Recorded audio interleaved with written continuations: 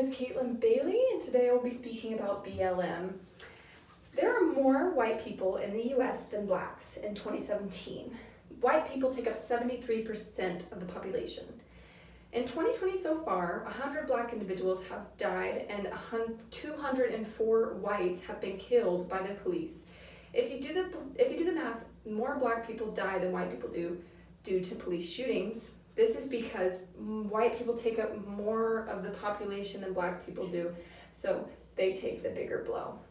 Today I will be speaking about the effects of police brutality on the black population and the consequences that have risen because of it.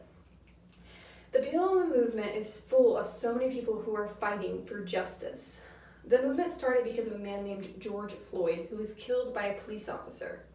Derek Chauvin had his knee over his throat and suffocated George Floyd. The police arrived at the scene because George Floyd used a counterfeit $20 bill to pay for a pack of cigarettes. Initially, 2 police officers came to the scene and confronted George Floyd. George Floyd was intoxicated, so they took him out of the car and immediately handcuffed him. At this point, he had shown no signs of aggression. They tried to force him in the police vehicle. They tried to force him in the back of the police car, and he kept saying, "No, I'm claustrophobic." He couldn't breathe. He was trying to tell the police officers, and they would not listen. They continued with extreme force.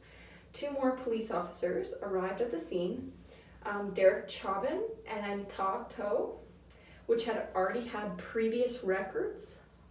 Ta To he was in a lawsuit because he pushed a man to the ground and punched him in the face. And then Derek Chauvin was involved in 3 police shootings, one of them being fatal. At this point, George Floyd had finally been shoved in the car and he was still being resistant. So Derek Chauvin grabbed George Floyd and pulled him out of the car onto the pavement, placing his knee over his throat. And you can hear George Floyd say, "I can't breathe, man, please." They continue with extreme force, and a couple minutes later, George Floyd died.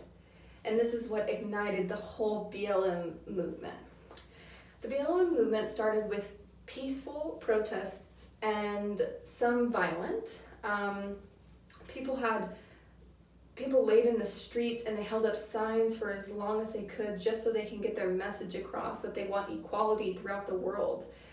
Because of social media, the exposure of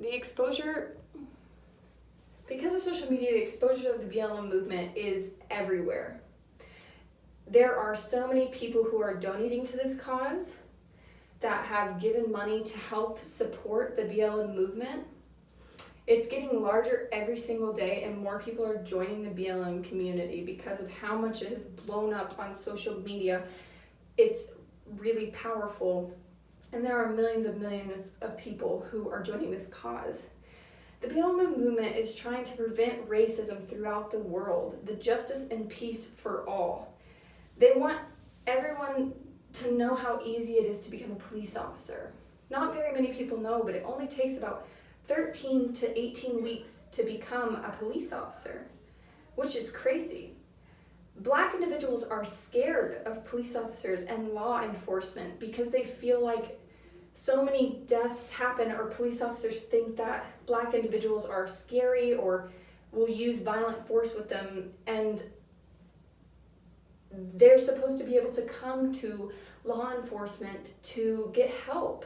They're supposed to feel at ease. They want to live their life, and knowing that they can come to a police officer for help will make them feel more at peace, and they shouldn't be harmed or killed or hurt just because of the color of their skin.